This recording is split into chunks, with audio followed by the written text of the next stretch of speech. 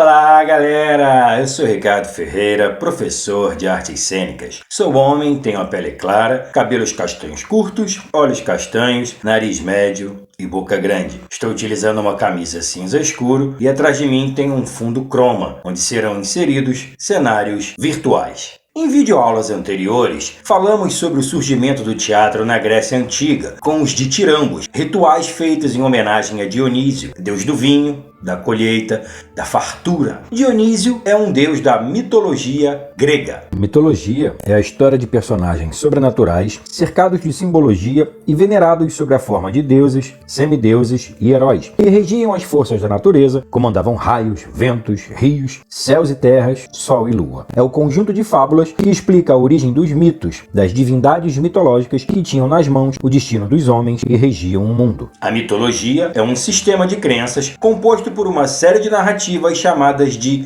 mito.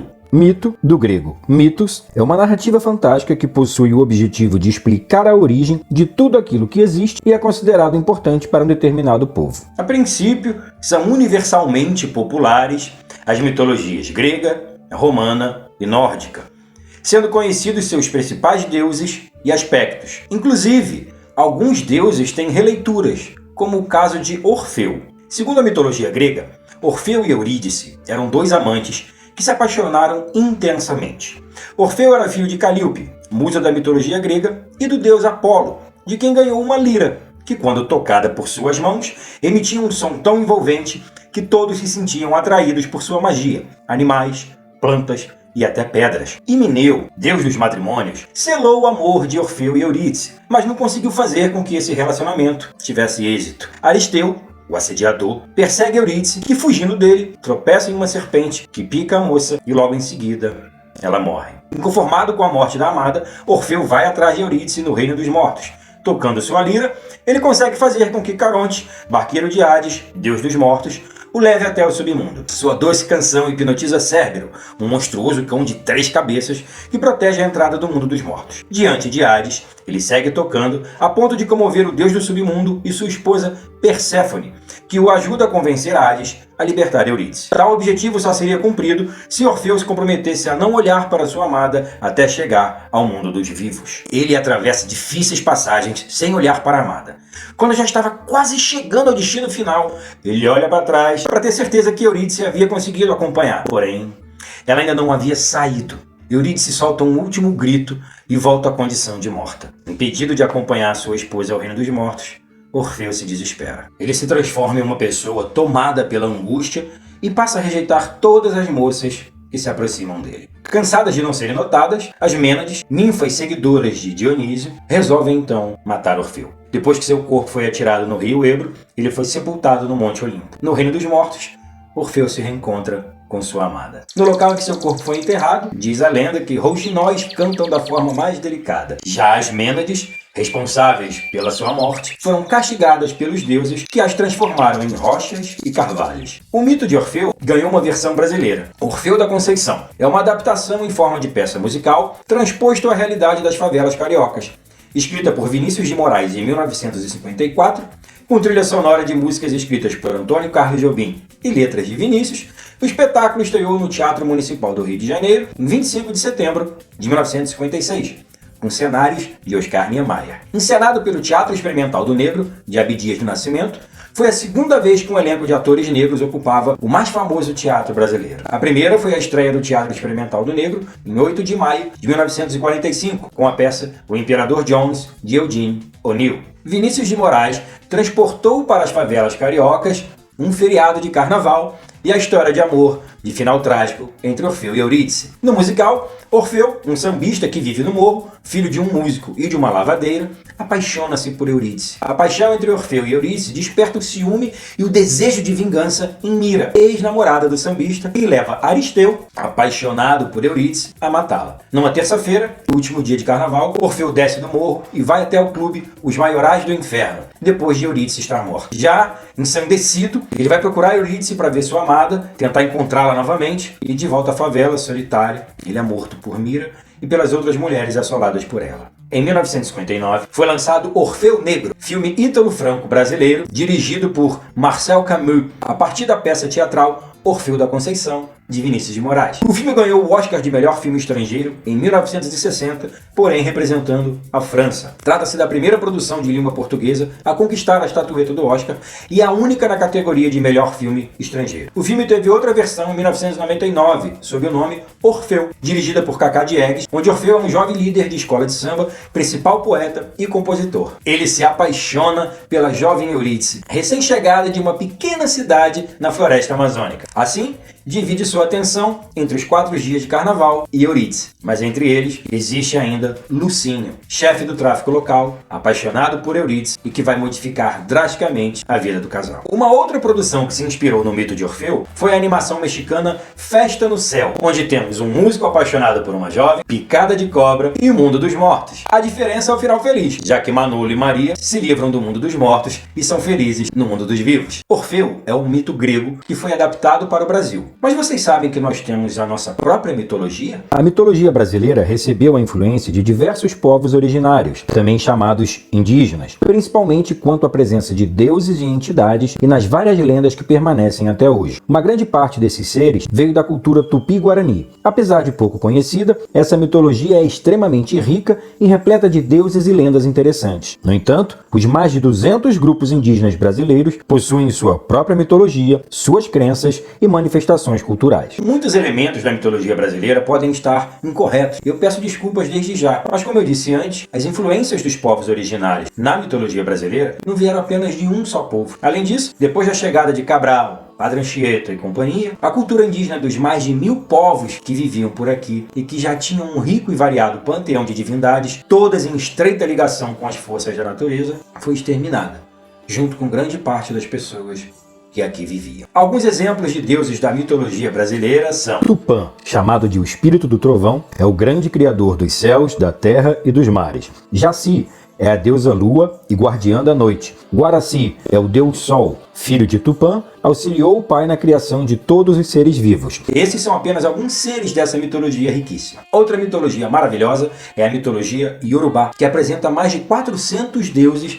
denominados de orixás. Esse conjunto de crenças que inspirou o nascimento de várias religiões, como a santeria em Cuba e o candomblé no Brasil, é baseado na vida em harmonia e em comunidade. Não há separação entre homens e animais, que inclusive agem como humanos. A solidariedade e a prosperidade vem do trabalho no campo. Também é importante o culto à ancestralidade. Por isso, louva-se a continuidade da vida por meio da figura feminina. Humanos e divindades são igualmente suscetíveis às incertezas, mais ou menos como na mitologia grega. Não há o mal, mas há consequências para as ações que não contribuem com o equilíbrio pessoal e do todo. Olorum é o deus supremo do povo Yorubá. Ele foi o responsável por criar todas as divindades dessa mitologia, denominados de orixás no Brasil. Xangô, dono dos relâmpagos, dos raios, das rochas e da justiça. Iansã, guerreira, é a divindade dos ventos e tempestades, cuida das almas dos mortos. Iemanjá representa a maternidade e a fertilidade, além de ser divindade dos mares. Oxum, a mais bela, sempre representado com leque, espelho e roupa vistosa, divindade da água doce, fecundidade e do amor. Ogum, divindade do ferro e da guerra. Oxóssi, caçador, orixá das florestas. E também podemos destacar a mitologia egípcia, ou seja,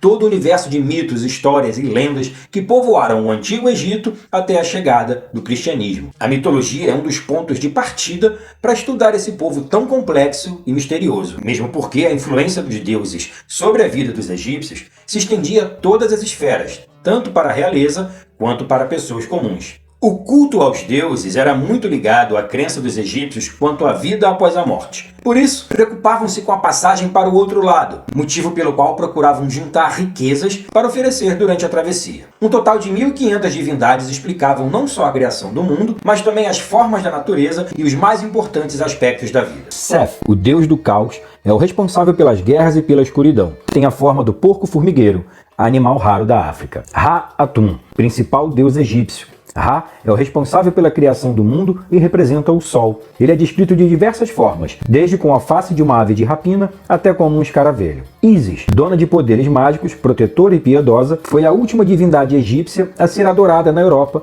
antes da chegada do cristianismo. Osíris, descendente direto de Ra, o deus da criação, reinou sobre a terra como o primeiro faraó do Egito. Bom, galera, vocês viram que mitologias são variadas. Cada local do mundo tem uma diferente. Algumas são conhecidas por outras nações, outras civilizações. Algumas são respeitadas. Já outras são esquecidas, discriminadas. Precisamos respeitar a cultura de cada povo, de cada crença, de cada fé. Eu vou terminando por aqui, mas vou convidar o professor Arthur Cordeiro, que vai continuar o assunto de mitologia com vocês e uma figura que vocês conhecem bem. Vai daí, professor Arthur! Eu sou o arte educador Arthur Cordeiro. Sou homem, branco, tenho cabelo meio preto, meio grisalho. Os meus olhos são castanhos, meu nariz é médio e meus lábios são grandes. Na videoaula de artes visuais hoje, nós vamos conversar um pouco sobre o poder da representatividade em uma das imagens de pessoas mais famosas do mundo. Nós vamos falar sobre a imagem de Jesus Cristo.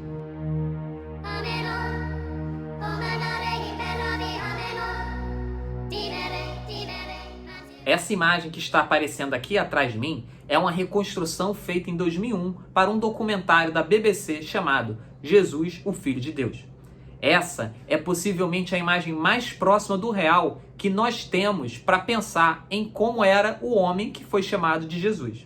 Homem por volta dos 30 anos, judeu e nascido no Oriente Médio. Seria bem parecido hoje com um palestino. Dificilmente uma pessoa, ao ver essa imagem, vai achar que estamos falando de Jesus. Mas, se mostrarmos essa aqui, aí está, homem, olhos claros, cabelos longos e ondulados, às vezes liso, mas sempre branco. Essa é a imagem de Jesus europeu, e eu vou explicar para vocês como ela foi construída. A Bíblia não fala sobre a aparência de Jesus, e como não existia registro fotográfico, só poderíamos contar com a arte para representar uma imagem de qualquer pessoa. Assim, os artistas tiveram alguma liberdade para inventar a imagem de Cristo com as suas próprias interpretações. São do século III as imagens mais antigas que encontramos de representação de Jesus. Ele é jovem, não tem barba e é pastor. Essas imagens das catacumbas, da época chamada paleocristã, são a tentativa de aproximar a pessoa que foi Jesus com outros dois ícones muito conhecidos. São Orfeu e o deus Apolo, ambos da mitologia grega. Já no Império Bizantino, na Idade Média, surgiria a imagem mais conhecida de Jesus. Ele ganha barba e se chama Cristo Pantocrator, ou Cristo Todo-Poderoso. Já no Renascimento, também se faria um Jesus à imagem e semelhança, só que dos europeus. Daí, a pele clara, o cabelo dourado e, algumas vezes, os olhos azuis. Como fomos colonizados por um povo europeu, os portugueses, acabamos herdando essa imagem do Jesus branco europeu. É claro que existem outras imagens antigas de Jesus que não seguiram esse padrão e essa tradição europeia. Temos representações de Jesus como oriental na China.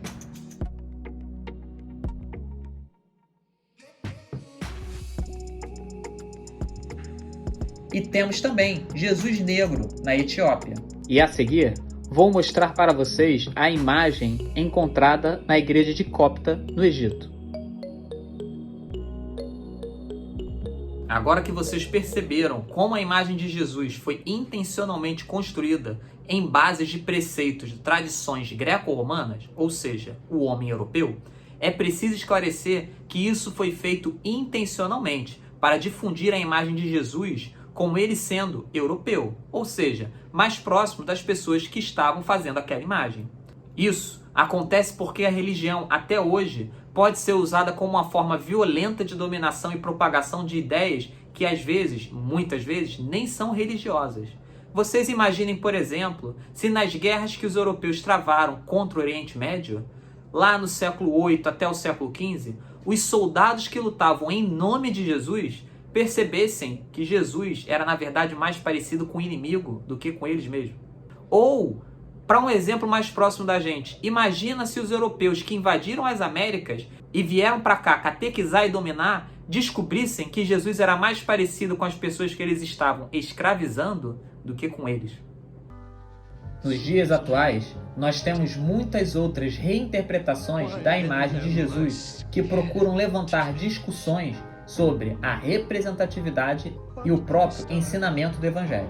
Temos o filme Jesus Cristo Superstar, que reinterpreta todo o Evangelho como se fosse uma ópera do nosso tempo. God, thy will is hard, but you hold. Ou o filme O Alto da Compadecida, baseada na peça de Ariano Suassuna, em que o último ato surge um Jesus Cristo que é negro.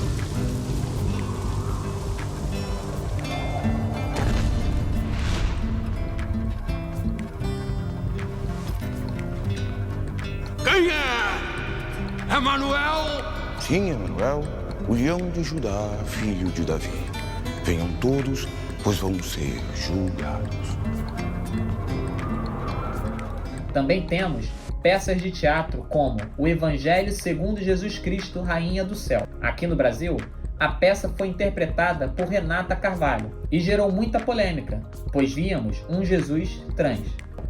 Escrita e interpretada originalmente pela britânica Jo Clifford, de 68 anos, mulher, trans e católica praticante, usou o teatro para conciliar as suas identidades. É isso aí, pessoal. Essa foi só uma pequena videoaula para a gente refletir sobre o poder da representatividade e a liberdade que os artistas sempre tiveram em interpretar e reinterpretar ícones. Vamos pensar em como isso afeta a nossa maneira de agir para poder repensar o mundo. Quer discutir mais sobre esse assunto? Procure seu professor de arte. Ele pode te mostrar muitas outras imagens e obras de várias reinterpretações de séculos passados. Até a próxima videoaula, pessoal!